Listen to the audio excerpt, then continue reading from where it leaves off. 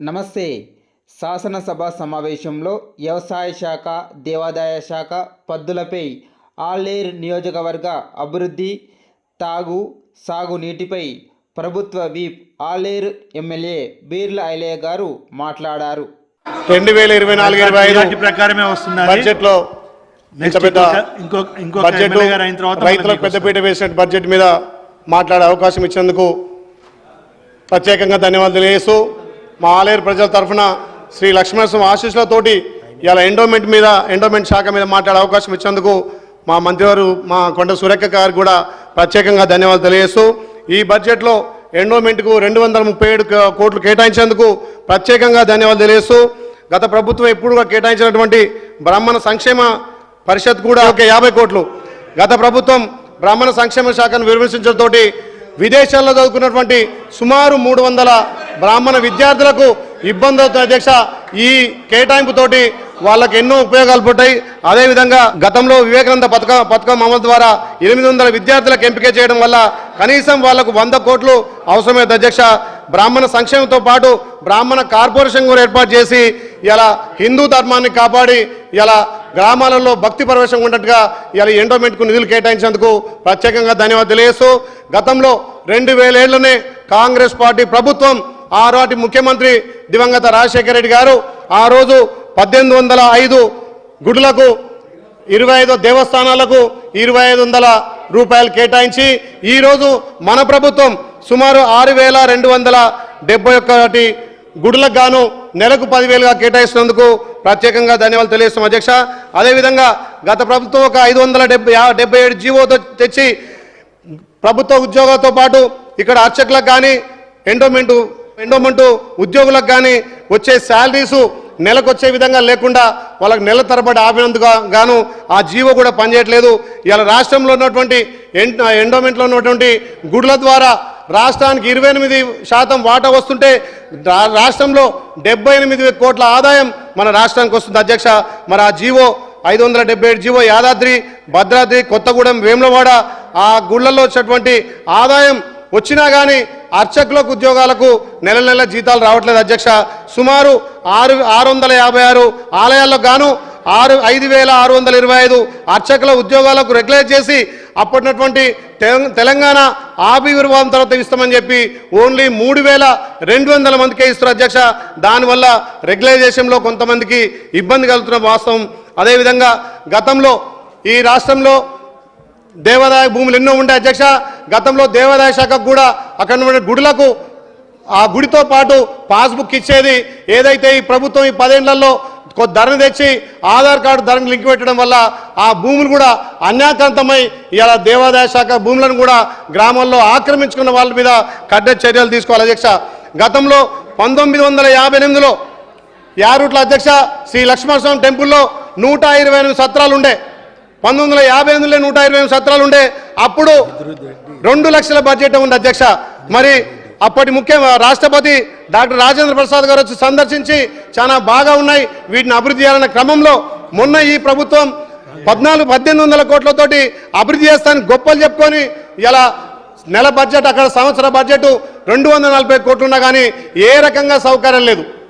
1958లో 120 సత్రాలుంటే ఇవాళ కొండ మీద గుట్ట అభివృద్ధి పేరు మీద కనీసం ఏ ఒక్క సత్రం లేకుండా పైన భక్తులు వస్తే నివసించకుండా చేసినటువంటి ప్రభుత్వం 1,000 కోట్లు దుబారా చేశాయి. కాబట్టి ఖచ్చితంగా ఈ ఎండోమెంట్ ద్వారా అక్కడ యారూట్లో మా మంత్రి మా సురేఖ గారి సహకారంతో తప్పకుండా కొండ కింద 5 ఎకరాల స్కూల్ ప్లేస్ ఉంది. దాన్ని అక్కడ ఒక 1000 గదులు నిర్మించి వసతులు నిర్మిస్తే రాష్ట్ర నలుమూల నుంచి వచ్చే భక్తులకు ఎంతో ఉపయోగం ఉంటాయి. కాబట్టి దాని ద్వారా ఇలా ఖచ్చితంగా అక్కడ వసతి గ్రూప్ ఏర్పాటు చేయాల్సిన అవసరం ఉంది. అదేగాక అధ్యక్ష గతంలో వైటీడీ పేరు మీద 1000 ఎకరాలు ఎండోమెంట్కి తీసుకొని అక్కడ వైటీడీ పేరు తీసుకొని అభివృద్ధి పేరు మీద ఏ ఒక్కటి కూడా భక్తులు అక్కడ నుండి డొనేట్ చేస్తుంటే కూడా గత ప్రభుత్వం అక్కడ ఏది కూడా గెస్ట్ హౌస్ కట్టకుండా నిర్వీర్యం చేసింది. ఇప్పటికైనా దాతలు చాలామంది శ్రీ స్వామివారి మొక్కు చెల్లించుకోవడం కోసం వచ్చే భక్తులకు గెస్ట్ హౌస్ కట్టడానికి ముందుకు వస్తారు. కాబట్టి ఇప్పుడు మన ప్రభుత్వం అయినా అక్కడ గెస్ట్ హౌస్లకు ప్లాన్ చేసి కట్టిస్తే రాష్ట్ర నలుమూలలో వచ్చినటువంటి భక్తులకు సౌకర్యం కల్పించడం అధ్యక్ష. అదేవిధంగా గత ప్రభుత్వం అవసరానికి మించి అక్కడ ఎస్టీ ఎస్సీ మైనార్టీల నుంచి భూములు తీసుకొని వాళ్ళకి ఈ రోజు వరకు కూడా ప్రభుత్వం ఏ రకంగా వాళ్లకు డబ్బులు ఇవ్వకుండా వాళ్ళ ల్యాండ్లను కూడా పీఓపీలో పెట్టింది అధ్యక్ష. ఇలా వాళ్ళు భూములు అమ్ముకుందామని కానీ లేకపోతే ప్రభుత్వం నుంచి సాయం పొందామని కానీ ఎక్కడ కూడా లేకుండా వాళ్ళ భూములు వాళ్ళకి ఇవ్వకుండా ఇలా పీఓపీలో పెట్టి ఎంతోమంది రైతులు ఇలా అల్లాడుతున్నారు అధ్యక్ష. వాళ్ళ పెళ్లిళ్ళకి కానీ లేకపోతే ఏదైనా కార్యాలకు కూడా భూములు అమ్ముకోలేని పరిస్థితి. అందుకే దాని మీద వైటీల మీద కూడా మన ప్రభుత్వం దృష్టి పెట్టి ఖచ్చితంగా భూములను మరి వాళ్ళకి తిరిగి ఇవ్వడమా లేకపోతే ప్రభుత్వం నుంచి వాళ్ళకి అమౌంట్ ఇవ్వడమా ఏర్పాటు చేయాలి అధ్యక్ష. అదే కాకుండా ఆ గుడిని నమ్ముకొని వందల సంవత్సరాల నుంచి సేవ చేస్తున్నటువంటి అక్కడ నాయ బ్రాహ్మణులు కానీ రజకులు కానీ వందల సంవత్సరాల నుంచి సేవలు చేస్తున్న అధ్యక్ష. వాళ్ళ కుటుంబాలు కూడా ఇలా పెద్ద చాలా కుటుంబాలు అయినాయి. వాళ్ళకు కూడా ప్రభుత్వం రెగ్యులేట్ చేసి వాళ్ళకు అవకాశాలు కల్పించాల్సిందిగా మీ ద్వారా తెలియజేస్తూ ఇలా రాష్ట్ర వ్యాప్తంగా కూడా మన హిందూ సాంప్రదాయాన్ని కాపాడుకొని మన హిందూ ధర్మాన్ని కాపాడి ప్రతి ఊళ్ళో బడెట్లుంటుందో గుడి కూడా అట్లే ఉండే విధంగా చేయాలి అధ్యక్ష. గత ప్రభుత్వం అక్కడ భద్రాచలం కానీ ఇక్కడ వేములవాడ కానీ 100 కోట్లు ఇస్తున్నారు. ఏ ఒక్క కోటి వాళ్ళ పేరు కోసమే గుడి కట్టి తప్ప ఈ యాదాద్రిలో కూడా వాళ్ళు అభివృద్ధి చేసింది శూన్యం అధ్యక్ష. దాంతోపాటు విదేశీ విద్య కోసం అదేవిధంగా 150 కోట్లు కేటాయిస్తే ఎంతోమంది విద్యార్థులు విదేశ విద్యను అభ్యసించి ఆ విద్యలో వివేకానంద విద్యలు కూడా ఎక్కువ ఉంటారు కాబట్టి వాళ్ళకు ఉన్నటువంటి బ్రాహ్మణులను కూడా కాపాడుకోవాల్సిన అవసరం ఉంది కాబట్టి మీరు దాని ద్వారా కొంచెం అధ్యాయాల అధ్యక్ష. ప్రతి ఉమ్మడి 10 జిల్లాలకు బ్రాహ్మణ భవనాలు నిర్మించాలి. పేద బ్రాహ్మణులకు తెల్ల రేషన్ కార్డు ఇవ్వాలి. ప్రతి ఉమ్మడి జిల్లాలో బ్రాహ్మణులకు ఉచితంగా ఇండ్లు ఇవ్వాలని చెప్పి ఒక ప్రతిపాదన పెడుతున్నాం అధ్యక్ష. అదేవిధంగా ఆ వైటీల ద్వారా ఏదైతే భూములు సేకరించినామో ఆ భూములలో హైదరాబాద్ నుంచి కానీ వివిధ రాష్ట్రాల నుంచి కూడా భక్తులు వచ్చి గెస్ట్ హౌస్లు కట్టే విధంగా మన ప్రభుత్వం అనుమతించి చేయాలి అధ్యక్ష. అదే కింద యారూట అభివృద్ధి కోసం షాపులు కోల్పోయారు, దుకాణాలు కోల్పోయారు, వాళ్ళు రోడ్ల వెడల్పులో భూములు కోల్పోయారు అధ్యక్ష. అక్కడనే పక్క గ్రామాలు ఉన్నటువంటి సైదాపురం కానీ Mallapuram 329 survey number 314 survey number గతంలో పాదయాత్రలు వచ్చినప్పుడు ఇప్పుడున్నటువంటి డిప్యూటీ ముఖ్యమంత్రి గారు మల్లు బట్టి విక్రమార్క గారు వచ్చినప్పుడు కూడా ఆ పేదలకు హామీ ఇవ్వడం జరిగింది. వాళ్ళ భూములు తీసుకుని తప్ప వాళ్ళకి ఏ రకంగా కూడా పారితోషికం ఇవ్వలేదు.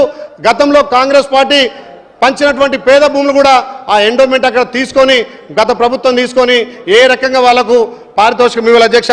దాన్ని కూడా మనం స్పందించి ఆ పేదలకు న్యాయం చేయాలని కోరుతూ అదేవిధంగా రాష్ట్రంలో కాలువని అచ్చకులం పోస్టులు నింపి కొమ్రవెల్లి దేవస్థానం ఆనవాయితీగా గొల్ల కుర్మలకు వస్తుంది అధ్యక్ష. ఆ చైర్మన్ కూడా దయచేసి గొల్ల కుర్మ చేయాల్సిందిగా మీ ద్వారా ప్రభుత్వాన్ని వేడుకుంటూ అదేవిధంగా యారుట మీదకి బస్సులు పోతాయి అధ్యక్ష. మన రాష్ట్రంలో తెలంగాణ మహిళలను గౌరవించి మన రాష్ట్ర ప్రభుత్వం ఉచితంగా మహిళలకు ఆర్టీసీ సౌకర్యం ఇస్తున్నాం. కానీ కొండపైన ఆర్టీసీలు ఓన్లీ దేవస్థానం వాళ్ళతో తీసుకుపోతారు కాబట్టి ఏదైతే రాష్ట్ర వ్యాప్తంగా మహిళలకు మనం ఉచిత సౌకర్యం కల్పిస్తున్నామో కొండపైకి అదే గవర్నమెంట్తోనే మహిళలకు ఉచిత సౌకర్యం కల్పించి ఆ దేవస్థానం ఆదాయానికి అభివృద్ధి చేయాలని చెప్పి మీ ద్వారా కోరుతున్నా. అదేవిధంగా అధ్యక్ష మా ఆలయ నియోజకవర్గం తాగునీరు కానీ సాగునీరుకు నోచుకోలే. గత ప్రభుత్వం నవాపేట రిజర్వాయరు ఎలాగ మా యశస్విని రెడ్డి చెప్పినట్టుగా దేవాలయ ఎత్తిపోత ద్వారా ఆర్ఎస్ గన్పూర్ మెయిన్ కెనాల్ నుంచి నవాపేటకు గోదావరి నీళ్ళు వస్తున్నాయి అధ్యక్ష. అక్కడ నుండి గుండాలకు 30 కిలోమీటర్ ద్వారా ఓన్లీ 0.5 టీఎంసీ ఇస్తే 50,400 ఎకరాలు నీరంతా అధ్యక్ష ఎకరాలకు. కానీ ఆర్ఎస్ గన్పూర్ మెయిన్ కెనాల్ గతంలో వరదలు దెబ్బతినడం వల్ల నవాపేటకు నీళ్ళు రాని పరిస్థితి అధ్యక్ష. కాలువ మరమ్మతుల కోసం ఒక 160 కోట్లు ఇస్తే అక్కడ 50,400 ఎకరాలు సస్యశ్యామలం అధ్యక్ష. అదే కాకుండా ఇక్కడ మా ఆలయ నియోజకవర్గానికి రాజపేట మండలం తపాష్పల్లి కాంగ్రెస్ పట్టినటువంటి ప్రాజెక్టు గతంలో ఇరిగేషన్ మంత్రి ఉన్నటువంటి తన్నీర్ హరీష్ రావు గారు అధికారంతో అక్కడ తపాష్పల్లి మాకు రాజపేటకు 30 కిలోమీటర్ ఉంటే 2 తాడ్చెట్ల లోతుతోటి తపాష్పల్లి నీళ్ళు తీసుకొని సిద్దిపేట సస్యావనం చేసుకుని తప్ప మా ఆలయను మొత్తం పూర్తిగా అరెస్ట్ చేసి తపాష్పల్లిని మాకు వచ్చేది ఉన్నా కానీ అక్కడ తరలించకపోయిండు. దయచేసి ప్రభుత్వం మా ఇరిగేషన్ శాఖ మంత్రులు మా ఉత్తమ్ కుమార్ అన్న గారితో నేను రిక్వెస్ట్ చేస్తున్నా. చిన్న అమౌంట్ తోటే ఇలా ఆలయ నియోజకం సస్యావనం అవుతుంది కాబట్టి ఆ తపాష్పల్లి కూడా చేయాలి అధ్యక్ష. గతంలో కాళేశ్వరం గొప్పగా చేస్తున్నాం, కాళేశ్వరం ద్వారా సస్యావనం అయితే అని చెప్పి కాళేశ్వరం 10వ ప్యాకేజ్ నుంచి ఇలా బసవాపురం తీసుకొచ్చారు అధ్యక్ష. ఆ బసవాపురం భూములు మునిగేది మా ఎస్టీ తండాలే. కానీ 1 ఎకరం కూడా మా ఆలయ ప్రాంతానికి అక్కరాదు. ఏమున్నది నింటే సూర్యాపేట అక్కడ వాళ్ళకు జగదీశ్వరుడు అన్నకే పోతే తప్ప మాకు అక్కరొచ్చేది కాదు. భూములు మేము నష్టపోతాం. ఆ తపాష్పల్లి గద్దమల్ల ప్రాజెక్టుకు కనీసం 5 కిలోమీటర్ ఉంటుంది అధ్యక్ష. గ్రావిడ్ ద్వారా 16వ ప్యాకేజ్ కెనాలు బసవాపూర్కు గ్రావిడ్ ద్వారా పోయేదానికి గంధమల్ల గౌరవ మాజీ ముఖ్యమంత్రి గారు ఒకసారి హెలికాప్టర్ వేసుకొని వచ్చి 9 టీఎంసీలు అన్నాడు, మళ్ళీ దాన్ని క్యాన్సిల్ చేసి 4 టీఎంసీలు అన్నాడు. కనీసం 4 తట్ల మట్టి కూడా తీయాలి అధ్యక్ష. అందుకే మీ ద్వారా రిక్వెస్ట్ చేస్తున్నాం, ఏదైతే కాళేశ్వరం 16వ కెనాల్ ఉందో బసవాపూర్ పోతుందో దానికి గ్రావిటీ ద్వారా ఒక 5 కిలోమీటర్లు కాలువ తీస్తే గంధమల్ల సస్యశ్యామలం అవుతుంది. ఒక టీఎంసీ నరనా లేకపోతే 2 టీఎంసీలా ఇస్తే గంధమల్ల అక్కడ ఉన్నటువంటి చుట్టూ 10 మండలాలు ఆలయ నియోజక మండలాలు మోత్కూరు దాకా సస్యశ్యామలం అవుతుంది. కాబట్టి మీ ద్వారా కోరుకుంటాం అధ్యక్ష, దయచేసి ఆ గంధమల్ల ప్రాజెక్టును పెట్టాలి. అదేవిధంగా మిషన్ భగీరథ జనగాము ఆలేరు భువనగిరి చుక్క నీరు మిషన్ భగీరథ రాదు, 1,00,000 కేటాయిస్తారు, 50% రావు. మా గౌరవ మంత్రి ఆర్ఎన్ మంత్రి కోమటిరెడ్డి వెంకరెడ్డి గారి సహకారంతో ఏదైతే మిగిలిపోయిన 16 కిలోమీటర్ల పైప్ లైన్ను ఎంబడిపడి 210 కోట్లు శాంక్షన్ చేస్తే ఇలా మిషన్ భగీరథ అవుతుంది అధ్యక్ష. గత మిషన్ భగీరథ కూడా మా ఆలేరు భువనగిరి జనగాము 3 మండలాలు ఎడారైనాయి. అదేవిధంగా మా ఆలేరు 8 మండలాలు పెద్ద మండలాలు అధ్యక్ష. మా ఆలేరు కూడా మా గౌరవ రెవెన్యూ మంత్రి గారిని కోరుతున్నా, అన్న రెవెన్యూ మంత్రి గారు కోరుతున్నా, ఒక రెవెన్యూ డివిజన్ కావాలి. గత 20 సంవత్సరాల నుంచిగా మా ఆలేరు ప్రజలు రెవెన్యూ డివిజన్ కోసం కొట్లాడుతుంది. కాబట్టి దయచేసి మాకు రెవెన్యూ డివిజన్ మంజూరు చేస్తారని చెప్పి ఆశిస్తూ, అదేవిధంగా ఈ రాష్ట్రంలో తాగునీటి సాగునీటి ఎక్కువ కూడా ఎద్దడుందంటే ఇప్పటికీ ఆలేరు. కాబట్టి నవాపేట కానీ ఇక్కడ ఉన్నటువంటి గంధమల్ల కానీ తపాస్పల్లి నుంచి నీళ్ళు అందించాల్సిందిగా తక్కువ బడ్జెట్ తోటే ఎక్కువ ఆయకట్టు అవుతుంది. కాబట్టి మా ఆలేరు ప్రజలతో దయించి ఖచ్చితంగా మీరు ఇస్తారని ఆశిస్తూ, ముఖ్యంగా తెలంగాణలో మొదటి తిరుపతి ఉన్నటువంటి యాదగిరి లక్ష్మణస్వామి ఆశీస్సులతోటి ఇంకా ఈ రాష్ట్రం సుభిక్షంగా వర్షాలు పడి మీ అందరికీ ఆ స్వామివారి ఆశలతోటి దినదినాభిగా ఉండాలని కోరుకుంటూ, ముఖ్యంగా ఆలేరు నియోజకవర్గ ఎమ్మెల్యేగా మీరు ఎవరొచ్చినా మీ ఫ్యామిలీతో దర్శనం రండి, నేను దగ్గర నుండి దర్శనం చేపించి ఆ స్వామివారి ఆశయం చెప్పిస్తా.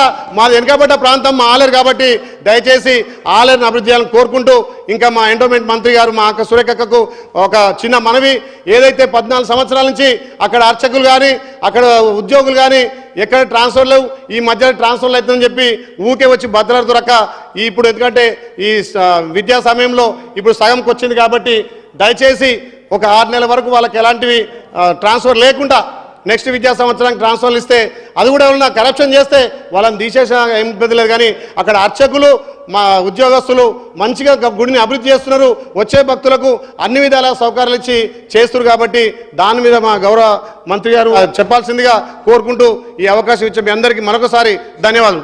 Thank you.